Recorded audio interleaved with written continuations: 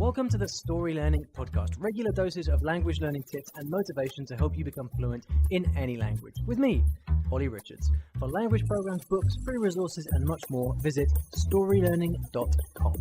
Good morning, everybody. Welcome back. This is episode 200 of the I Will Teach You a Language podcast. Wow, what a ride it's been. It doesn't seem that long ago since we did episode 100, and now here we are 100 episodes later. Wow, what can I say? It's been so much fun. The podcast is by far the most fun thing that I do. I just love turning on the microphone and talking to you guys and answering questions. And I feel like, this is the place where you get to listen to me pretty much uncensored. I don't edit the podcast. What you hear is like the stuff that just comes through my brain. So I feel like that this is the most authentic that I am, and it's a real pleasure to be able to do it. There's only one person that I would really like to thank, and that is you. Because without you listening to this podcast, I wouldn't make it. There would be no one listening to the podcast, no one to support it, no one to give me feedback when I ask for it, no one to speak about it on social media and say how you've enjoyed it, to share episodes with your friends. You are who makes this podcast possible, and I do it for you. So I want to say thank you so much for all your support, whether you've been listening for the last 200 episodes, or you've only just found the podcast, whatever it may be. Thank you. I really appreciate your support. Now, in episode 100, I asked you to submit voice notes with your favorite tips, I guess, the things that you've learned from the podcast. And that was a fantastic episode. You can go back and listen to that, episode 100. If you can't find it on iTunes, because sometimes they limit the numbers, you can go to iwillteachyoualanguage.com/episode 100, and that will pop up there, so you can go back and listen to that. And so today I wanted to do something a bit different. So I was thinking, well, what shall I do?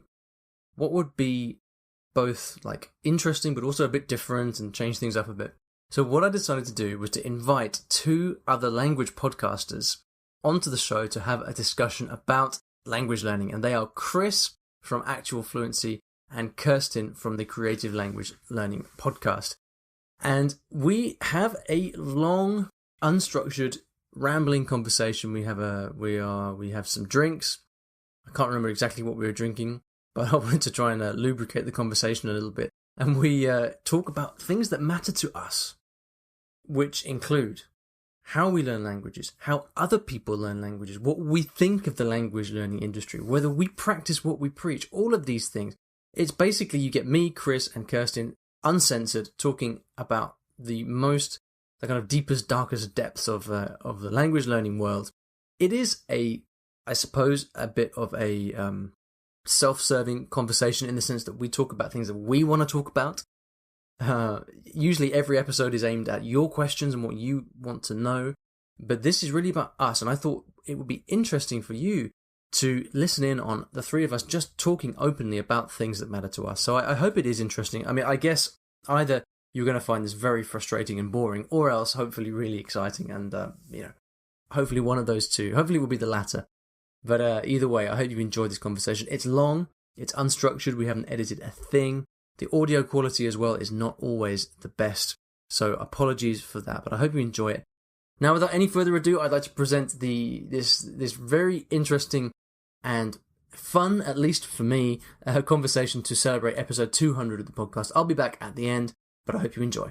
All right, I'm here live with two people who will be familiar to all of you if you know about language podcasting, which means they might not be familiar to any of you. But anyway, I wanted to talk to these guys because they're two of my favorite people, and they're in the language podcasting business, which not many of us are. So it's a small crowd. I'm with Kirsten. I always want to say Kirsten Hammers, but it's not Kirsten Hammers. It's Kirsten Cable. I don't know why it hasn't been Kirsten Hammers for nearly 2 years. I know. It's just one of those things. It's like Lindsay Dow. It's just always going to be Lindsay Dow. Yeah. I'm here with Kirsten Cable and with Chris Broholm, who both have language podcasts. And we're going to talk about that. But first, Chris, what are you drinking? I am drinking a whiskey that's almost as old as me. In the whiskey world, you have there's an unwritten rule, well, not really, but you're not supposed to drink whiskey that's older than you. So I've got a 1989 single malt. So it's very smooth and cask strength. So It's very good. Can you hold it up to the camera for those people watching on YouTube? I can try. Nice. Okay. There you see. Kirsten, Lovely. Kirsten, what have you got? I've been saving this, so I'm going to see if we can get some good audio on this. That was a bit anticlimactic. I have Italian lager brewed with pure mountain water from the Italian Alps. So I think basically I have fake Peroni from Marks and Spencer's. But what matters is I'm opening it with a bottle opener from my family business, which I think I'm supposed to plug. My family make wine. Just in case you're watching and you like wine, you should buy wine from my family. Is it any good? Is it any good? Yes. We've been making wine for about 150 years, so I think we've figured it out by now. Okay. My brother, I think, is generation 7. He's taken it further. Well, I feel like I've grown up in vineyard. I feel a bit like the poor relation here because I've got let's hold it up, see if you can see this. It's a Speakeasy powder keg transatlantic pale ale. Very fancy. Uniting robust malt and epic fruitiness with balanced bitterness and a clean finish, this remarkable beer stimulates the mind and loosens the tongue. Ooh. Which is basically exactly what we want. So here we are, episode 200. Prost. Yeah, prost. Salute. Cheers. Skål. Chin chin. Here we are, episode 200 of this podcast, the I Will Teach You a Language podcast. And I remember when I got to episode 100, I thought it was quite cool. And we did this cool thing where I got everybody to send in an audio message of something they'd learned about language learning from listening to my podcast or else from something else, whatever it may be. And it was this big compilation. So I was thinking, well, what should we do for episode 200? And I thought, well, I should just do something that I really want to do, like something that's kind of fun for me. And hopefully then by extension, it'll be kind of fun for everybody else to listen to. And a little bit different. So I thought I'd invite you guys to just chat. And I haven't told, like, for everybody listening, like, I haven't told these guys what we're going to talk about. Like, they don't know anything. They're just here. Yeah. That's how much we trust Olly. Yeah. Yeah. Which is kind of cool. But very briefly, who are you and what do you do? Would you like to go first, Chris? Sure. I'm a 29-year-old Dane, and I have the Actual Fluency podcast where I try to find the secret to these successful polyglots and how can somebody learn lots of languages and be really good at it when I can't seem to learn a language for, crap. And that's basically started a couple of years ago, and been doing that ever since. I just reached episode 100 a couple of months ago. So I'm obviously a little bit behind Olly, but yeah, but I do two episodes a week, so yeah, obviously you do a good job with it, by the way. I've got to say thank you very much. And what's that? I said thank you for the compliment.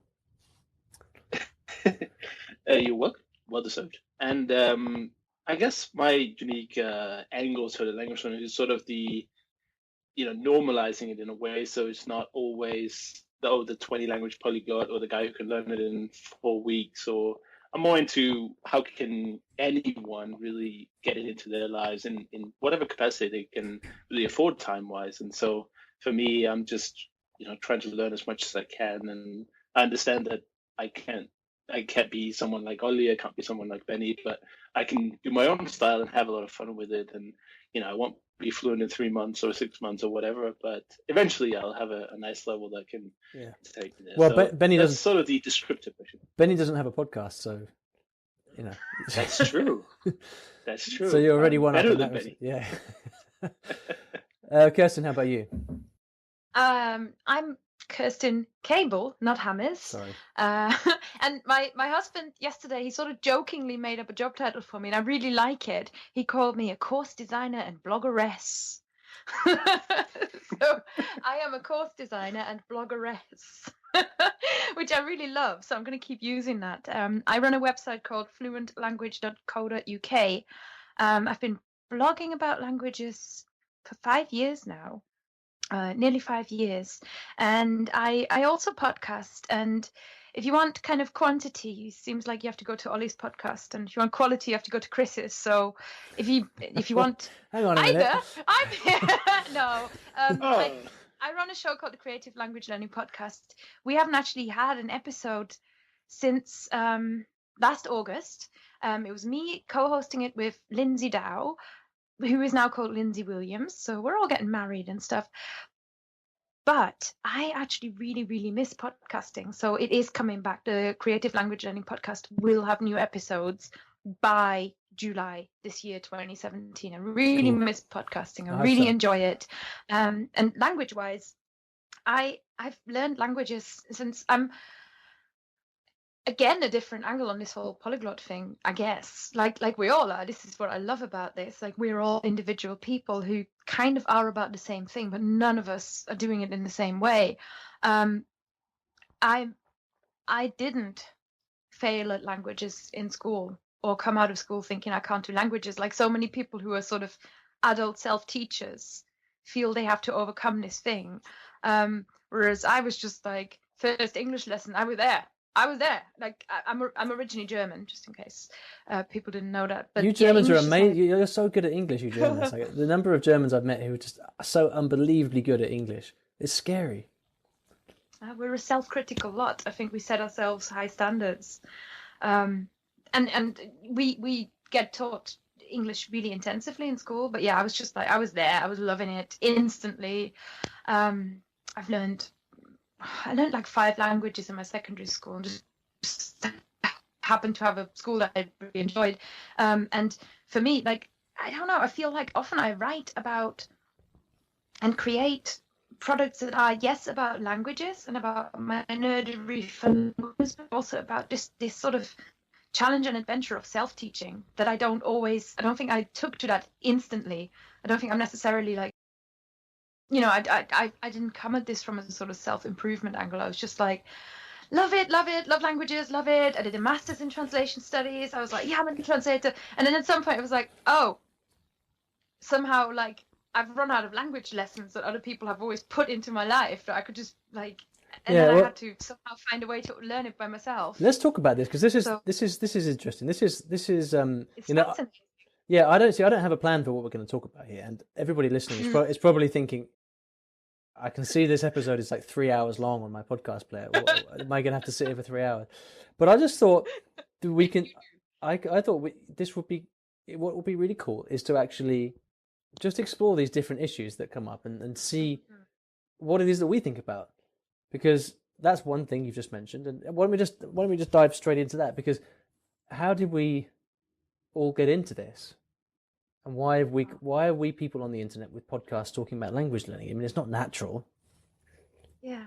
If I can jump in, because I'm sort of on the train. Go on. I think the thing that got me into the idea of self-teaching and how self-teaching a language can work best is the fact that I started tutoring it. I wasn't really into learning more languages for myself. I was kind of happily maintaining English and French and sort of, you know, picking up bits and bobs of Russian, not really setting myself any big goals. But then I suffered a sort of career crash situation where I wasn't able to continue the job I was working in. I had to sort of look around and go, what am I doing? So I started language tutoring, and I came across the people who hired me were all these, like, I think that was the first time I realized how different it is for people when they're not in school. Because I learned a lot in school and that I could take with me, and a lot of confidence as well. And when was this? But What year was this? What, when I started tutoring? Yeah. 2012. So did you start the website at the same time? Did you start blogging and teaching it? So, yeah. Okay. So my first website was like, I stole, I had this, my hairdresser had this business card. She went mobile. She used to like be a salon hairdresser, and then she became a mobile hairdresser. This is going somewhere. And her card said, mobile hairdresser, you can come to me or I can come to you. And I was like, that's amazing. That's the best and worst sentence at the same time, and put it straight on my website. I was like, mobile language tutor, you can come to me or I can come to you. That was my first website. It was always fluentlanguage.co.uk, because I was scared that my boss in my full-time job would find out. So I had to like make up a company name. Otherwise, it would have just been like Kirsten's Language or some stuff like that. It'd be Kirsten's Languages. So you, Kirsten, so you started like, so you kind of had a career shock. You started teaching. You started teaching languages, and you started blogging about that at the same time. Did you have anything to write? If you just like, how did you blog about stuff if you hadn't actually been doing it before that point, or was it just about the stuff as a learner? Like, no, it started with I don't know. You might have met me before. I have a lot to say about everything, but I just had all these blog articles. I feel like backed up inside of me that were just rants about British people I had met because I had worked in a British office, in an international office where like me and the other German girl were the only people who spoke foreign languages. And the English Indian guy who speaks Urdu, who never spoke Urdu at work. So it was like I was in one of those classic offices where people just give you all those lines. Oh, I could never learn languages. Oh, you have to be 7 years old to learn languages. Oh, this is the reason why I can't. This is the reason why I can't. This is the reason why I can't. And I was just, so my first, I think, 10 to 15 blog articles were just me going, no, you can do it. This is bobbins. This is nonsense. Here is a myth. Here is a myth. And I just went like myth busting. So you came at it from this angle of like, okay, I've kind of done this. I've done this, like so you can too, and that's quite different from you, Chris, right? Because you, I mean, correct me if I'm wrong, but you basically, I mean, yeah, you've talked openly about this before, so we can bring it up here. But you've like, for you, language learning and the language learning community has been like a catalyst for other stuff for you, right? Yeah, like I started all this language learning. I mean, I was just to add to what Kirsten said. I was also fairly successful with languages in school. My German is actually quite good. After, I had it for like 5 or 8 years, but 1 or 2 lessons a week. It's not really that much. But I actually have a really good level in English and German now. I keep hearing him say this, So, ambition sprechen. I actually did really well. We can make a German podcast for one day when Kirsten launches her German site. But to get back to the story, I was actually quite successful. But then, because it was so weird for people to like languages in Denmark. It was like people hated German. Like they could do English because they watched English movies and shows, but German was just like, why do we have to learn this? I'll never speak to German people, and there's no good German television, and blah blah blah. So I didn't actually do anything with languages after German, and so I didn't even think about it for like 10 years, 15 years maybe, until I was at a sort of a crossroads in my life where I just kind of flunked university, was feeling really depressed and didn't really know what to do with my life. And I just randomly came across like the language learning community via Benny's blog. And I was just like, this guy is traveling the world. Exactly. This guy is traveling the world learning languages. And I was like, I'd like to travel the world.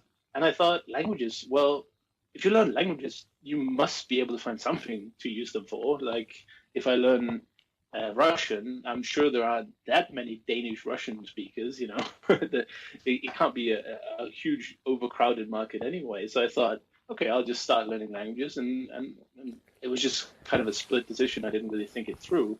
And so you wanted to what? You wanted to travel? You wanted to sort of travel and be a traveler and a language blogger sort of thing? Well, not necessarily a language blogger. I thought that just the idea of getting out of Denmark and just traveling around, seeing more of the world, because I'd done a limited amount of traveling before then, but every time I did, I was really excited about it. Just even going to England, which is very similar to Denmark in many ways, was very exciting. So I wanted to do more of that. And for me, it was just like, everything else sucks. I might as well give this language learning a whirl. And it was 2 months later was the Polka Gathering, and I really never looked back. I just kind of registered for it out of thin air, and so that was a very different story.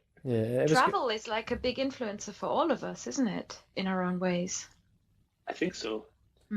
It has been for me. I don't know, like I've got a weird relationship with travel. I love traveling, but at the same time, like it just never seems to be as good as I think it is. Like traveling is so cool, but maybe it's just an age thing. I don't know. because when I was like early 20s and stuff, like you couldn't keep me off a plane. You know, I was just all over the place. But now, like I almost don't really want to travel anymore. And Yeah. I know, I'm just being honest. Like I don't know, people.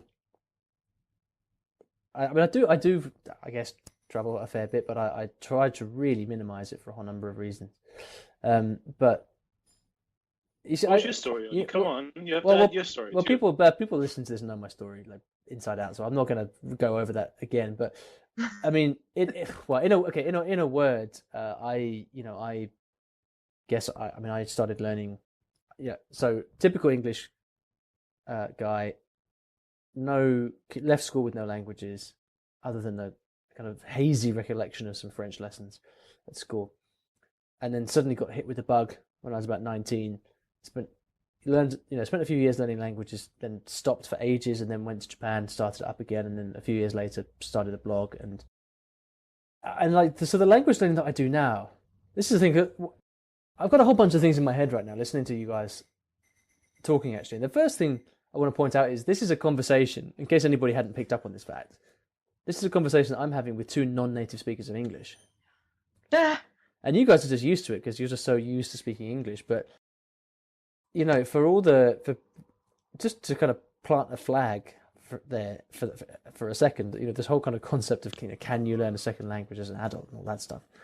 I mean, I just think it's amazing that I'm here having this level of conversation, which is, totally native-like in every way, with a couple of non-native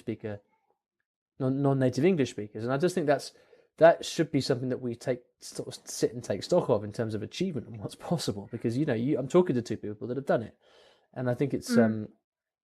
It's odd. Like, I don't know how you feel about it, Chris, but for me, it's almost like, well, it's only English, right? It's not as like that. I don't feel like my English level is as high an achievement for me personally when we're talking about, we learn because we want to feel like we've achieved something amazing. I feel if I could do this in French, when I can do this in Welsh, then I've achieved something. Whereas English is almost, because it's kind of expected of you to have some level, right? In Western Europe, for sure. I mean, it might be interesting to compare it to somewhere like Russia or South America, where people know the value of English, but it's not integrated enough into their culture where they actually get to a high enough level. So most of them will speak a very limited amount of English or maybe have a thick accent or something. But in the Western Europe, for instance, you have near native speakers who barely did anything by themselves. Like I did nothing. Like I can tell you for Russian what books I use, what websites I use, what YouTube videos I watched, like all this active learning. For English, I've never done anything. I only showed up for English classes in school, and then I played video games and watched TV.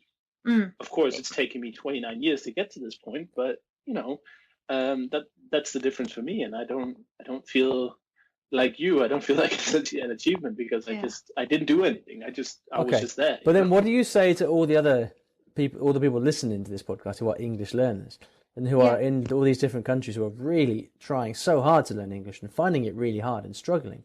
Like, how do we reconcile this? Because I think,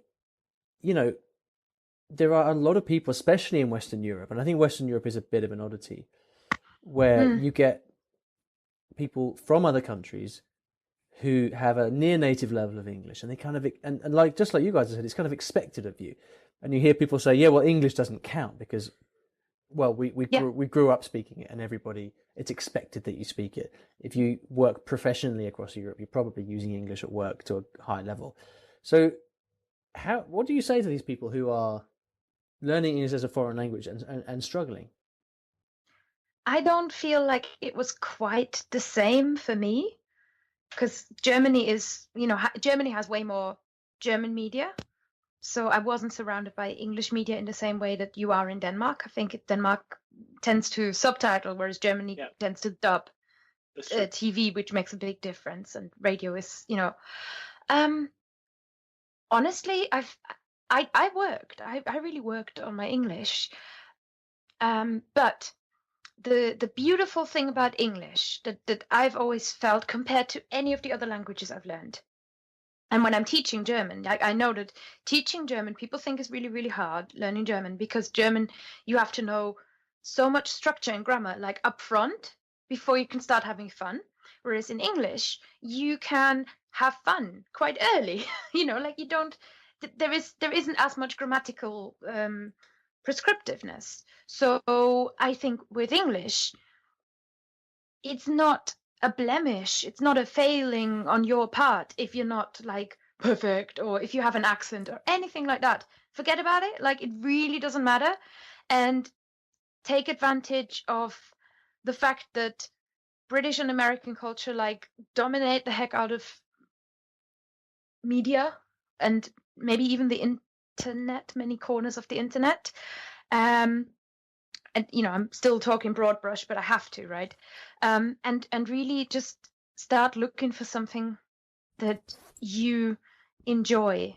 It's a bit like Spanish. I felt like this in Spanish as well, that I didn't feel so bound to being perfect. And Okay. I think English lends itself to that really well. I want to cut through this a bit, because we're in danger of kind of giving generic advice, aren't we?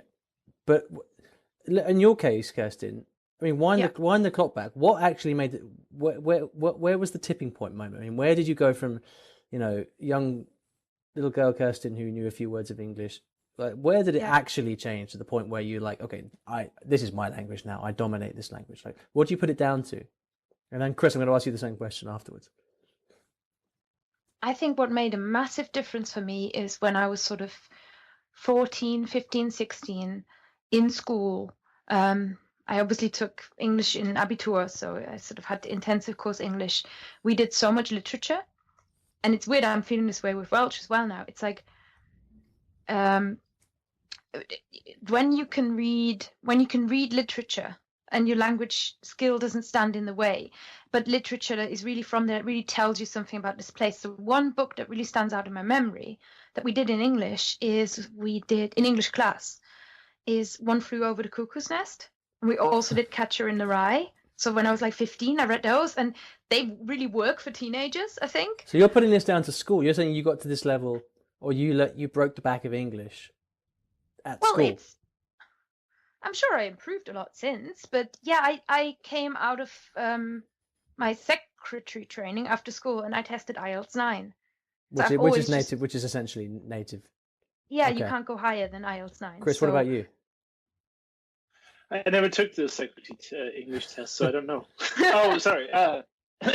Well, I think it comes down to, well, first of all, I want to say, if you are from, let's say, Brazil, I know that a lot of people learning English in Brazil, and it's a huge amount of listeners on my podcast. I think it makes up about 20% or 30%, which is a huge amount.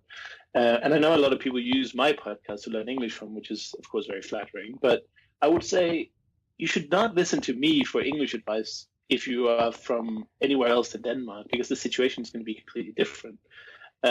What I can say that helped me was endless curiosity, which is also something I got from the Memrise guys. Ed and Ben were the directors. And he basically, what Ben told me was, if you guess the meaning of a word before you actually, when you're actually seeing it for the first time, so if you see a Spanish word and you don't know what it means, if you guess the meaning before looking it up, you're more likely to remember it. And I sort of used this, but like to the extreme. So when I was about 6 or something, we got our first computer, and I really liked the idea of it. And games were awesome, but there were no Danish games. Like, some educational ones, but they were all crap. And so if you had to play a game, you had to learn English. You just had to use English. So me and my friends, we were just guessing all the time. Like, we were playing Pokemon Red or Blue on the Game Boy. It was completely in English. And, when there was a word, you just guessed it. And when I finally found out what it meant, that guessing really helped. And so, of course, we had some ridiculous mistakes that I can't remember right now. But, I thought for maybe more than a decade that a word meant something. And then some people actually told me, that doesn't mean what you think it means. But I was just like happy in my world, and I never encountered it in a different way. So that's what I would say, like, just endless immersion and endless curiosity, like almost like a detective trying to figure out what things mean. Yeah. That's I mean that kind of advice is, this is the interesting thing, isn't it? Because this kind of advice is very familiar to people. We talk about this stuff all the time on the podcast and the blogs. So I don't think we're gonna. It works. Well, It yeah, works, like, exactly. There's a few different elements to That's the this, thing. aren't there? Because like the obvious answer to that is, well, yeah, if people actually did it, then if you actually follow that advice and you actually spend hours a day just being curious about the language you're learning and spending that time with it, then you can't help but improve. It's impossible. But that's what I mean. That's why I said it's taken me 29 years to get to this level of English, because I was sitting when I was 7 years old. I was sitting for 8 hours a day trying to figure out what a football manager game was trying to tell me in like a pop-up. So I was completely immersed in a level that I have not done since. Okay. Like if I'm learning Russian, I don't sit for 8 hours and try to decode a Russian video game because I get bored. I get distracted. I get disinterested. But back then it was just a requirement. All right. You So know, if I think, had to do. if I think about, because I didn't have that experience, so I'm listening with kind of fascination to this because I hadn't had that experience of growing up with a language and having years to do that. Having said that, nor do I speak any of my languages to the level that you guys speak English. I don't think I ever will. I honestly don't think that I will ever get one of my foreign languages to the level of English that you guys have. And I think to a certain extent, it's a question of just having time on your side, right? I mean, 27 years. If I spent the next 27 years like working at Cantonese, like hours and hours a day, would I become like your level? I don't know. Maybe. I think it's very unlikely. I think so. I think it's very I think unlikely. we didn't really work at it. I think two things that are curious about your question in my mind is, number one, you're asking about like the moment where we realized we broke the camel's back. No, I'm not asking about the moment you realized. I'm talking about. Yeah. I'm trying to get to. What I'm trying to get at here. Moment. What I'm trying to get to here is like, there are, for you guys, something happened that enabled you to go on to speak native level English. Now, I'm kind of mindful of many listeners who leave questions on this podcast who say, I'm learning English and I've been doing it for years. What do I need to, I'm trying to improve this. What should I do? What should I do? Those guys, I mean, people listening to this work so hard. Like they put in they are, they put me to shame in their work ethic, right? And they are not getting the same results that you guys got. So what I'm trying to get at is what made the difference. Is it just the fact that you grew up in English immersion environments? I mean, do you see what I'm asking? The only thing I really remember working on, really working on, is my accent, and that was around the time. And yeah, so here comes Captain Obvious. I moved to England. But yeah, when I moved to England, I went to university in England, but I was at native level before that. Technically, before that, yes, I was, and I don't know how. I was just really into it. I don't know. I just had it, like, I don't know. I wanted to marry Jarvis Cocker. Not anymore, but I haven't aged well. But I was like England fangirl. I was known throughout my school for being into Britpop and listening to these bands all the time. But the thing I really worked on was my accent. And I would just really, and I didn't read I've never been a big fan of the phonetic alphabet. I can work with it, but I made a German pronunciation course specifically in that course, avoided the IPA as much as I possibly could, because I think that's just, I don't want to learn another script to know another. What? No. So I just felt like something I did, I think, was listen and copy. That was what helped me not get rid of my accent, but that's why I think, and you sort of go over the top at first. So I think for the first years I lived in England, I lived in Lancashire, right? Northern England, my love. And in Preston and in Lancaster and in Manchester, and I still sound a bit northern now. You do, but yeah, just a bit low, but not as much as I did at first, because I was like listening to everyone around me and I was just copying them. So I was like trying to. I remember I worked in a like a corner shop, just like a grocery sort of corner shop. And that was when I was at like peak Lancashire, because there was lots of people coming in going like, oh, where's beer, my love? And I'd be like, all right, over there around corner. And I went totally Yorkshire. I don't know the differences, but like, I don't know. That was one thing that I think really made a difference. I could put my finger on and say I worked on this. Like, not like I worked on this as in I have to, but like, yeah, I don't know. I love that phrase that Chris, you came up with, the endless. Was it endless curiosity? Is that what? Is that yeah. I mean, that really strikes a chord with me, actually. In just the sense of like, it just kind of sums up not only what you have to do, but the way you have to think as well, right? I mean, because what you guys are saying, it's just what I really like about this is you're humanizing you're the living embodiment of the kind of the tips and advice that I tend to give here, because I'm always I'm kind of aware that I tend to give very generic advice a lot because I just know it to be true. If we're talking about what's the secret to learning a language, it's lots of listening and reading, lots of time, lots of speaking, blah blah blah. I mean, I catch myself repeating myself all the time, and I get tired of hearing myself say it. But here you are saying exactly that, and this is exactly what you've done. It's like, Chris, this image of you playing the Game Boy when you're 12 or whatever, trying to figure out what's going on in English so you can play it, and like Kirsten, you going to working in a grocery shop and like imitating the local. I mean, that's exactly what it is. And I guess, I don't know, I imagine. Yeah. Do you think that English just has a special? You special? can't tell people to do exactly that, right?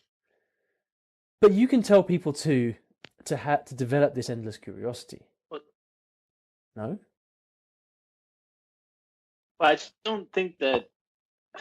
I think if people are saying to you that, "Hey, Ollie, I'm learning 10 hours a day, I'm not getting anywhere," then I think they're either lying or they don't know what hour means. Because there's just no way that you can put in that amount of effort and not get anywhere. Assuming you do anything, like if you just sit and like look into the wall, of course you're not going to get anywhere. But there's just no way. And I think the reason that people aren't as progressed in their languages they want to be is because they vastly underestimate what it takes to get to like we're talking here about a C2 level, like a C1 plus certainly. And we did the polyglot workshops, if you remember, where Richard and Alex estimated that to get even to A2 would take 6 months to a year, and then even getting to C2. I mean, I can't even imagine. Like you said, I don't think I'm ever going to be C2 in a foreign language. So, well, hang on. No, I'm not sure. I think we can draw a difference here between C2 and or native like and native like. Yes. Okay. Well, that's fair enough. I can accept that. But I think that's what people are hearing me speak English, and they want that, but they don't understand that, like I said, it's taken me 29 years. If you spent 29 years on English and you don't get to my level, you can talk to me then about strategy, but I just don't believe it. There's just no way. Like, if you spend 10 hours a day on English, you will be great at English, especially if you listen to a lot of native material. Do you agree with that, Kirsten? Well, I'm wondering, is the question really, how do I get to native-like levels of comfort? Or is the question, how do I feel like I'm actually getting somewhere? Because often, like that's when I, like the whole idea that I've been working on and like developing language habits, etc., and the way I coach people and the way I have worked with people as a tutor, they never really care so much about their end result, not in the day-to-day. They care about, am I seeing progress? Am I getting somewhere? And then the question becomes, how do I see this progress? How do I know I'm not just treading water? And I think that is a really interesting question. But I don't think it's just that. I don't think it's just that. I think people feel like I think people judge themselves by the best example. Are you asking about the sort of philosophical, is this possible thing? No, not really. No, not really. But I don't know. I think we're possibly going down a bit of a rabbit hole here. Maybe we should pull ourselves back out of it. Let me. You have 3 podcasters talking to each other. I mean. Okay, I'm gonna apply a bit of pressure here now. Okay, I'm going to strike English from your record because I'm going to say, for the sake of this conversation, I'm going to say that, okay, you guys have grown up with English. You got an unfair advantage. Things have worked out well. Good for you. But let's strike it from the record, and let's talk about what we're doing now. Because here's the thing. One of the things that's always on my mind is, at the moment, if I'm completely honest, if I look back at the last few years, I have not been as successful in my language learning in the last few years as when I was younger. I'm talking like early 20s, learning my first few languages like that. The success I had back then, like far out, like overshadowed, cast a huge shadow over the success I feel like I've been having recently. Now, I don't know whether it's because like back then I was learning French, Spanish, Italian, Portuguese, languages that you could say are relatively simple or relatively achievable for native English speakers with a chunk of time and a bit of elbow grease, compared to the languages that I've just become interested in recently, which are Japanese, Cantonese, Arabic, extremely difficult languages by all accounts. So I don't know honestly whether I'm just like, do I make excuses for myself when I say like these are really hard languages and that's why I'm not so good at them, or do I just not practice what I preach? I don't know. I honestly don't know the answer to this question, because obviously there's lots of other factors. I have less time than I did when I was younger. I have less opportunity to just kind of go to Brazil for 2 months or whatever. But the broader question here, I think, is like, do we practice what we preach? Because here we are, three podcasters and bloggers talking about learning languages, right? Shouldn't we be judged based on what we're able to do now at this stage? Yeah, it's interesting. Do you know the German word Jein? No. It's like ja and nein put together. Yes, but no, but yes, I think. Yeah, well, I can take a stab at this if you want. I certainly try to be a much better language learner when I'm encouraging people than what I really am in real life. So in a way, I'm aspiring to be the encourager in a way. But I would say one of my MOs, which anyone who's ever seen an email from me, is that I am actually terrible at this, and I'm trying to find out how to be less terrible. And so starting from that platform is very hard for people to overrate me, at least. So I would say that I certainly, it helps to have a blog and a podcast because you always got some external motivation.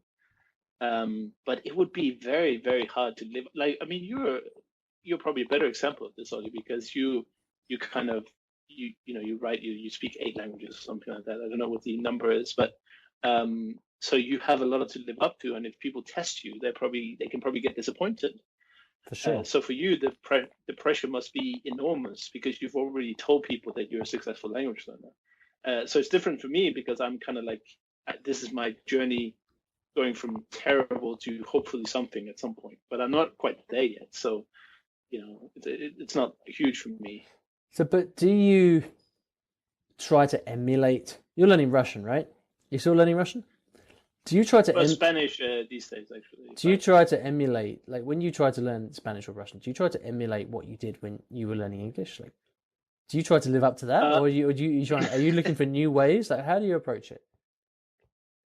Yeah, it's a good question. Like I said, I tried with Russian. I tried to. I was playing a bit of World of Warcraft a couple of years back, and I tried to download the Russian version. And I tell you, I got so bored of it after like a couple of hours because you're just in a different stage of your life. You're not that curious kid anymore.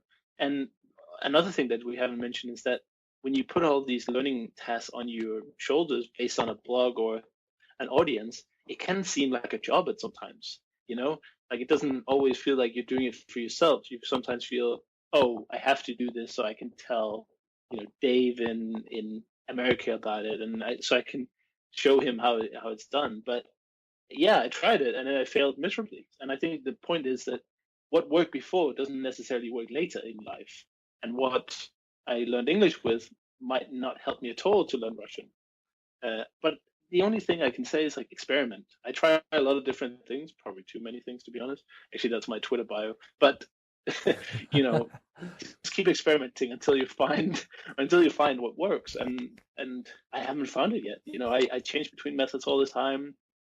Most consistent I've been is memorize. Like just kind of forced learning with spaced repetition. I know you really like Anki, that you found a lot of success in that. And I just I think that's my cornerstone. Then I try all these courses and videos and whatnot. Kirsten, what's your take on this? Do you practice what you preach? Yeah. Yeah, I'm brilliant. I'm perfect. Fantastic. What's your problem?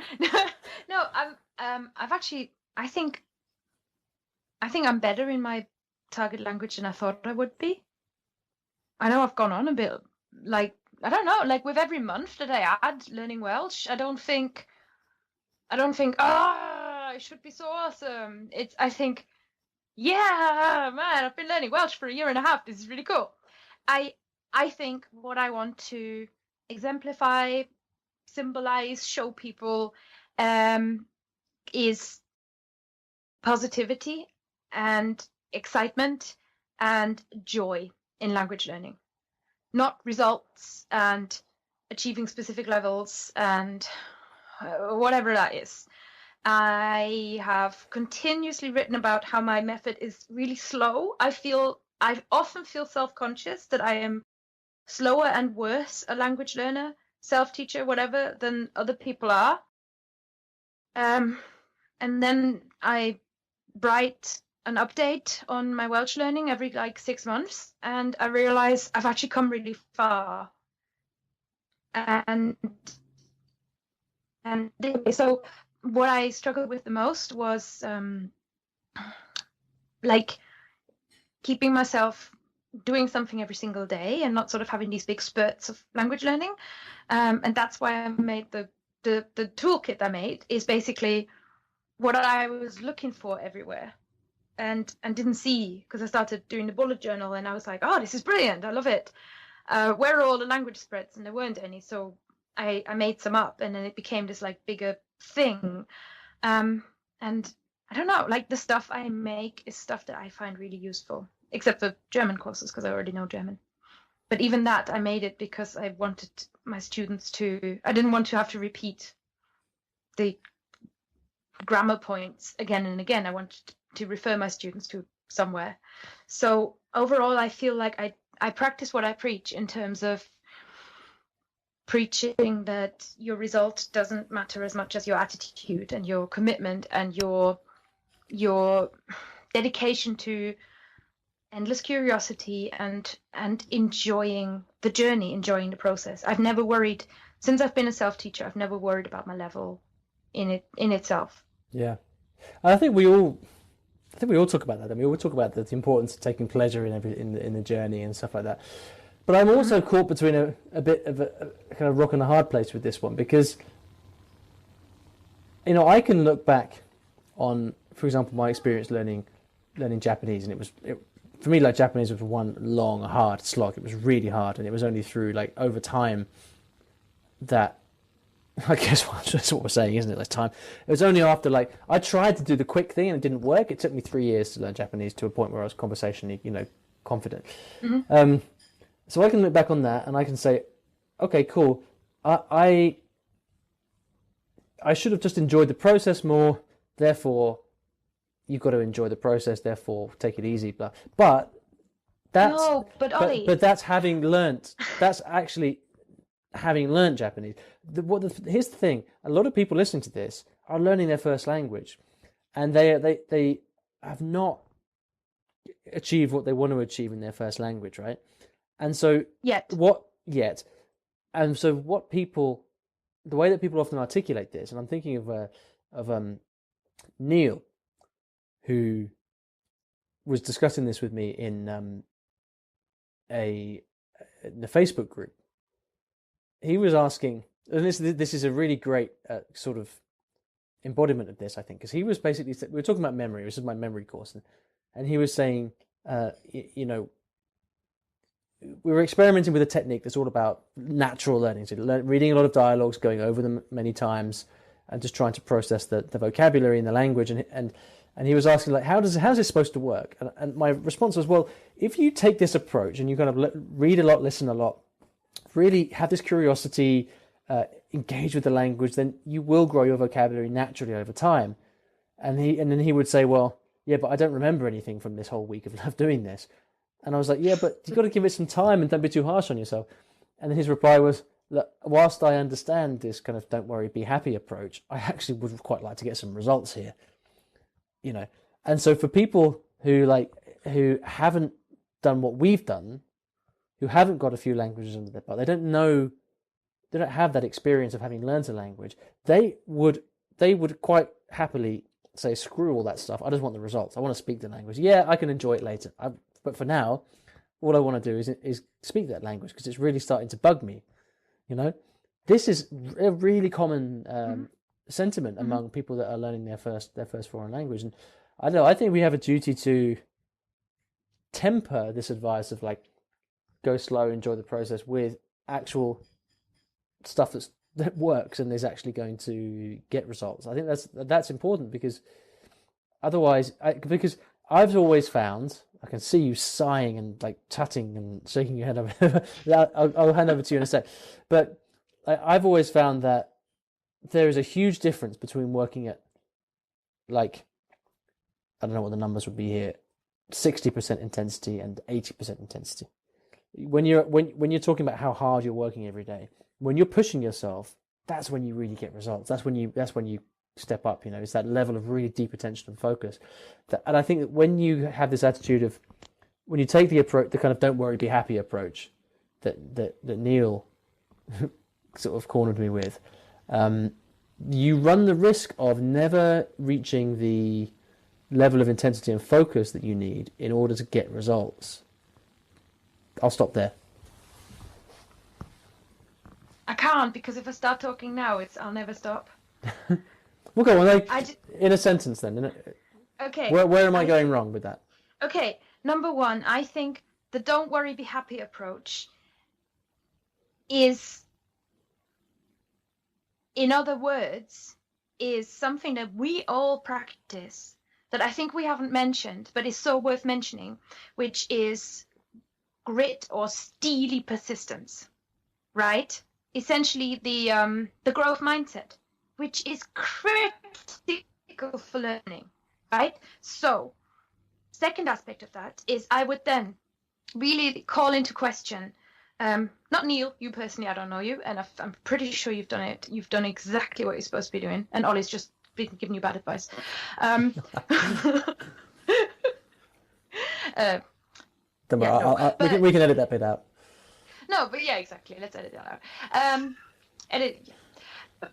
But I would really like to call into question that perception of results. Because if you have a list of vocab and you're memorizing that list and you're remembering 5 words out of 20, you got a result. Oh my God! Don't aim for 100%. Aim for 100, but then not just give yourself credit, but actually realize that getting 3/4 of the way there is a huge result, and you're going to get there to the rest. And that what it takes between getting 50% there and 100% there is persistence, right? And that could be called don't worry, be happy approach, which is trusting the process.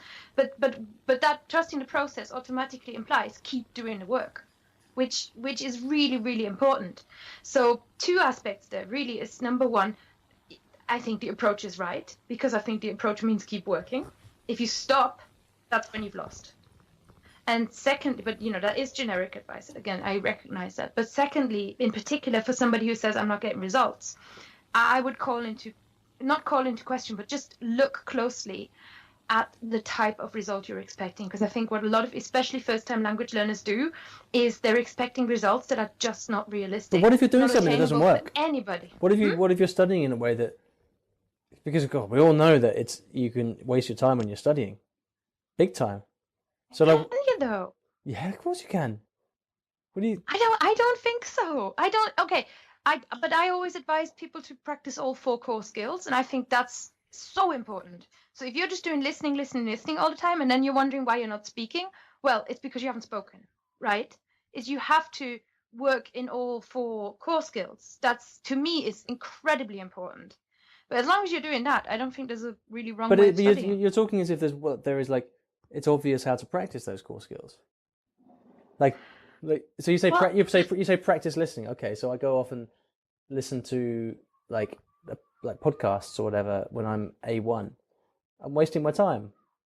No, well, but then, I mean, I can't tell you every single sort of, breaking it down now would actually be a 6-hour podcast. No, I mean, but what I'm trying to get to is Yeah. is the point that there is such a thing as effective or efficient studying, and then lots of degrees in between. You know, such that if the only piece of advice you kind of fall back on is just be happy and carry on, then you're at risk of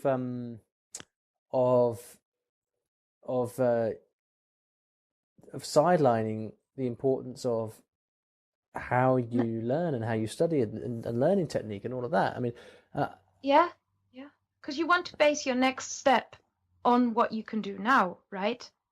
And I think people think I want to have a conversation and I'm at 0, and they don't necessarily think of all the in-betweens. So it's just like you have to think about the different steps it takes to get there. And it's this whole zone of proximal development thing, where whatever goal you set yourself has to be outside your comfort zone, but just a bit, and not 6 miles outside your comfort zone. KB, what are you thinking over there? Well, the first thing I thought was that, well, I sometimes compare language learning with weight loss or getting in shape, and it seems like this person, was Neil, would be similar to somebody who said, well, I went to the gym all week, but I haven't lost any weight. And it's just like, if you have that mindset, then you need to fix that mindset early on. And if I have to do a little plug, I created a whole course about the right mindset to learn languages, because I feel like people go into it with completely ridiculous expectations. So someone like Benny Lewis or something, I also want to give a shout out to, because his materials can give people quick wins that will motivate them for a long time. But I think if you go in with the idea that I could be the next Benny Lewis, like I did, went Russian, you will find out at 3 months in that you're useless and hopeless, and you might even give up language learning. It was only because I had a blog that I kept going, because I got nowhere in 3 months, because I'm not Benny Lewis. So that's what I would say, that the person, you need to understand when you go into language learning, it's not something that happens overnight or in a week. I get what you say, that if you don't see any progress, motivation can be extremely difficult. And this is why I recommend that you actually measure the things that you can control. Instead of saying, oh, I remembered 50 words out of 100 last week, you instead say, I worked 5 hours on my German, and you did maybe a certain number of lessons, or a certain, something that you can track in a spreadsheet or in a notebook or whatever you want to use, because then you're constantly getting that feel good in your brain, then you're ticking off the list, instead of trying to base your emotions on something that you can't really control. Like, I can control how many pages of Russian I read, but I can't control how many words I'm going to remember the next week. So those would be my thoughts on that. But you can control. You can't control how many words you're going to remember, but you can learn techniques that make you more likely to remember those words.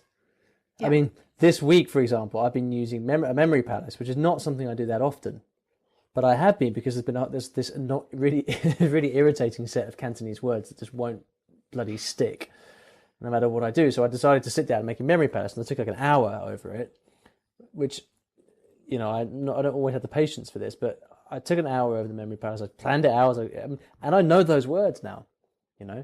Whereas there were but those are tactics, though. Those are tactics. There's difference between right. But for someone that doesn't know, what I'm getting at, for someone that doesn't know that stuff, doesn't know how to do it. Like, okay, I've given an extreme example of a memory palace, right? But we could talk about lots of degrees in between, where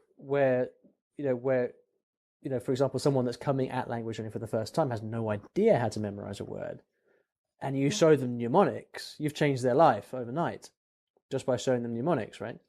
And I then did a talk last week at Lancaster Uni, like one of the top 10 universities in the country, and I spoke to first-year language students. They're ab initio language learners, so they're new to it.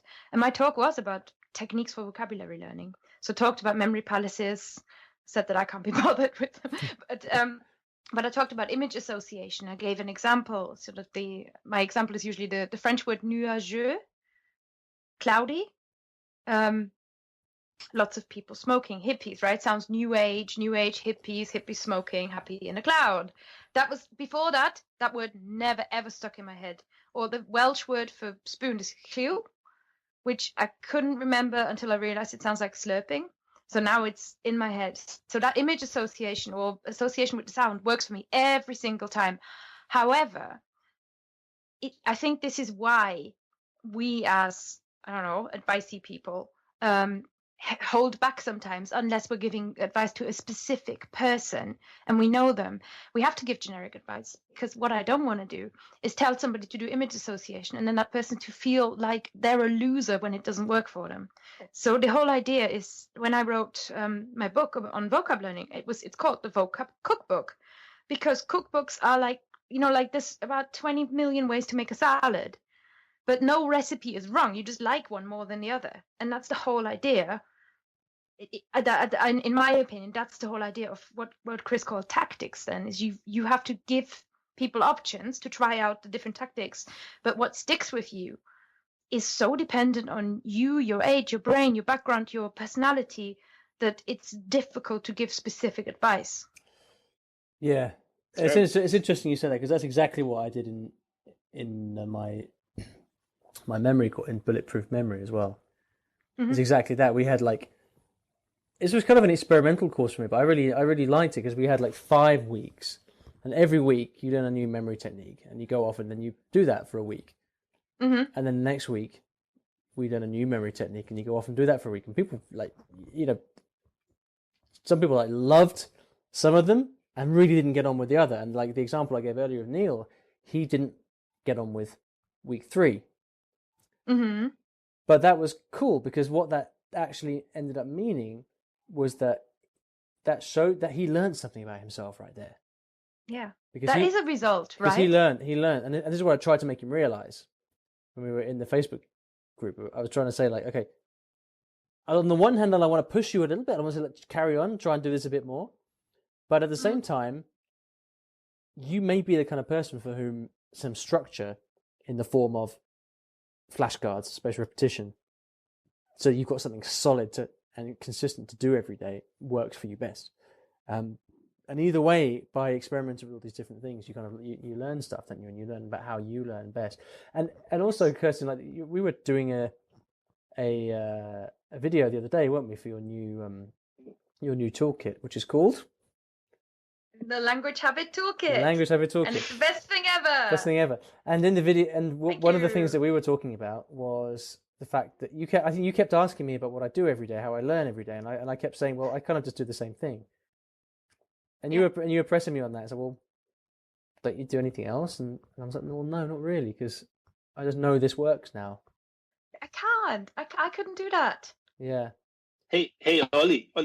Yeah. I have a great idea. Go on. Since this is your 200th episode, why don't we give away everything we have to one person commenting on the website? Like one copy of your Language Learning Foundations, one copy of Bulletproof Memory, my Habits course, Kirsten's Habit, the toolkit, the lot for one winner picked randomly. Do they get a steak dinner with you as well? Well, do they get some of that whiskey that is not older than you? Is it only for people who are older than the whiskey? Well, no, I would say anyone can apply. I just thought of it, 200, celebratory. We're talking about all these products. Why not give it all away to someone? Oh, I want to see something in that comment. I'm up for it, but why don't we make it more than one person? Just so that for everybody that's listening, this is not planned, by the way. Chris has literally he's literally just come out with this. These two people are generous, and I'm like, make them work for it. Ask a question. Yeah. Well, why don't we make it more than one person though? Because then that would be cooler. Why don't we give it? Why don't we give everything we've got to 200 people? Because then it's the 200th episode. Holy Oh yeah, I'm in. moly. I'm in. If you get 200, if Yeah, you get 200 listeners, there might be a bit. Well, if we've got 200 comments, that would be a record-breaking thing. right. Okay, well, what? Let's do it. How about Get 5 away. three of us, 3 people? Let's do that. Yeah. All right. Yeah, And what are we? All right. So 3 people are going to get access to everything that we've got. Which for me is a bunch of courses, short story books, Fluent Spanish Academy. For Chris, what is it for you? I've got a like the routine course, which is a 6-week course on how to build the perfect language learning mindset, and then I've got my ebook and audio version, and I've also got an upcoming Danish project, which I'll invite them to be beta testers of. Nice, Kirsten. I think you probably already mentioned a lot of the stuff. Anything else? Not even half, thank you.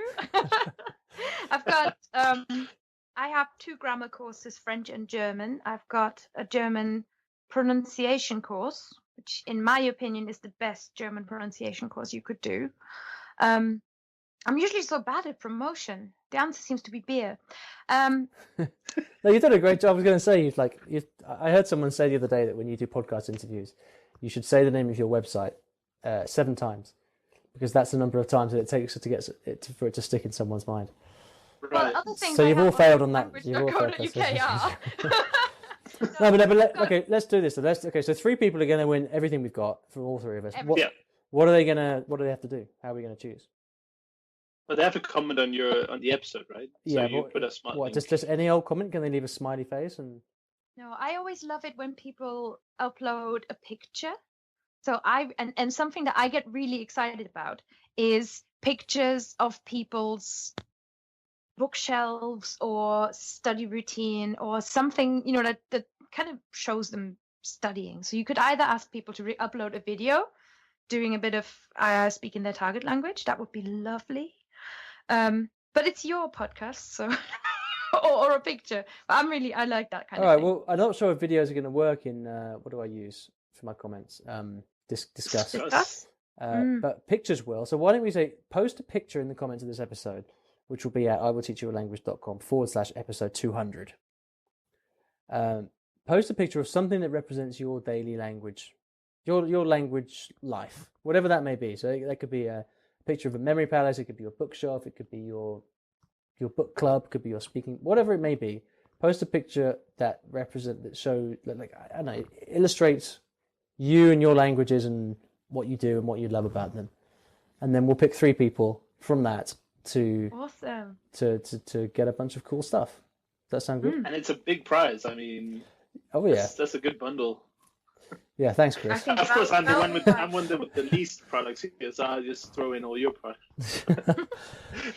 It's easy to come up with the idea. All right, well, that was unexpected, but a wonderful idea. I should have thought of that actually before, just to do something to. Do we get to pick You're one welcome. each? What do you mean? Do we get to pick one each? Well, each of us One picks winner. one of the comments. Oh, okay. Yeah, we'll do that. We'll do that. That'd be really fun. We'll do that. We'll come back in like a week from. You've got how long do we give people? A week? 2 weeks? 2 weeks? Chris, what do you? Yeah, give them 2 weeks. 2 weeks. All right. From the date of the publication of this, which is not going to be actually, it's going to be some time after we're recording it, but from the date this goes live, you've got 2 weeks to come to iwillteachyoualanguage.com/episode 200. Leave a comment in the show notes with a picture of your language world, whatever it may be. Make sure that you are registered. Don't comment as a guest, because if you do, we can't get in touch with you. So you have to actually be sign up to the commenting thing so that you can we can contact you by email afterwards. That's super important. And we will each select one person to get free access to everything that we've got as a gift from us to thank you for supporting me and Chris and Kirsten are just here for the moral support. But I'm really looking forward to seeing you guys. Yeah, well, exactly. Not you guys, Olly and Chris, but you guys who are listening. Oh, yeah. Although it would be cool to meet up sometime in wherever that may be. We did actually talk about flying Chris over to the UK to record this episode. Yeah, I was close. Because it's it's like £20 return with Ryanair, and I love London, so I always have any excuse to go over, it's usually good. But unfortunately, I had some other stuff to do this week. But hopefully soon I'll be over. Or Bratislava maybe, but you're not going to that, are you, Olly? Unfortunately, I'm not going to Bratislava, but I will be going to Montreal. So should everybody else. Language Fest Montreal 2017. I'm organising it. Do you have anything to do with that? Yeah. Stephen Krashen's going, which is going to be very, very cool. But how can you not come to Bratislava? It's like 2 hours away from your home. I mean, I'm trying to not travel that much this year, to be honest. How fun is coming, man? Yeah, but I'll see Steve in Montreal. How fun is coming? I'll see Steve in Montreal, and No, you're right. and we're going to be going. I'll be going to the Polyglot conference as well in Reykjavik in when is it, October? Yeah, end of last weekend of October. So I'll see both of you there. Beautiful. Anyone that's interested in coming along to these events, go ahead and Google them. It's the Polyglot Gathering in Bratislava, the Montreal Language Festival in Montreal, and the Polyglot Conference in Reykjavik. We're all going to be at some of these, so you'll get to meet us and a bunch of other great people, great inspiring language-related people. So we're going to meet us and then some great people. Yeah, and Chris might buy you a drink as well, just to. Oh yeah, for sure. Especially in Reykjavik. Oh yeah, I need to take a personal loan to buy beers in Reykjavik. I've heard. All right, well I think that's it. I think that's a good place to draw it to a close. Thanks, guys. It's been fun. I didn't know what we were going to talk about, but I think it's been. Do you feel like we've solved all the problems of language learning? I think you have. Yeah, we fixed it. I think. Yeah, It's we'll find out. You can also go to the comments and let us know if this was a total waste of your time or if you actually learned anything. If you liked anything we said, go ahead and let us know in the comments as well. Or if you hated it. Or if you hated it, either way. We just want you to comment. Yeah. It's all about having fun. And please subscribe to Chris's podcast and Olly's podcast you're already subscribed to, and mine, if I may, because new episodes coming, and I'm just so excited because podcasting, has been, I don't know, it's been lying low in my life, and I'm just genuinely excited about coming back. Yeah, so we got Chris's podcast is Actual Fluency, which is cool because Chris is actually fluent in English, which is great, and. Yeah, and then Kirsten's podcast is the Creative Language Learning Podcast. Is that right? Yes. Which is good because she is extremely creative. I can vouch for that. And this podcast, if you're not subscribed, because some of you won't be, what are you doing? Go ahead and click subscribe, because that's what happens when you click subscribe. And that way you'll get lots of new episodes, and we'll keep in touch and have a bunch of fun. So, guys, have a good evening wherever you are. That was weird. I just got a load of feedback. Chris is frozen right at the last minute. Never mind. I have quite a handsome pose though. Kirsten, thank you very much. Chris, thanks very much. I really appreciate your time. Thanks for coming on the show and for giving everybody all this, your time and your insights for the episode 200. I hope to have you back individually for something again in the future. And that's it. Take care. Thank you for having us. Thank you for having us. It's been really fun. Talk to you later. Okay, so I hope you enjoyed that conversation. Once again, I'd just like to thank you for supporting the podcast and for being so awesome. Best of luck with your language learning. I'm here to answer your questions, to help out in any way that I can. But until next time, all the best. And again, if you'd like to leave us any comments on this episode, iwillteachyoualanguage.com/episode 200 is the place to do that. Talk to you soon. Thanks for listening to today's episode. And here at Story Learning, everything that I do is powered by stories, whether that's writing books, teaching lessons, crafting courses. My mission is to help everyone succeed at learning a new language through the power of story. And we now have comprehensive language courses in over 15 languages, from Spanish to French, Korean to Japanese, and across all levels from beginner to mastery. And you can take a 7-day free trial of any of these programs by visiting storylearning.com/courses.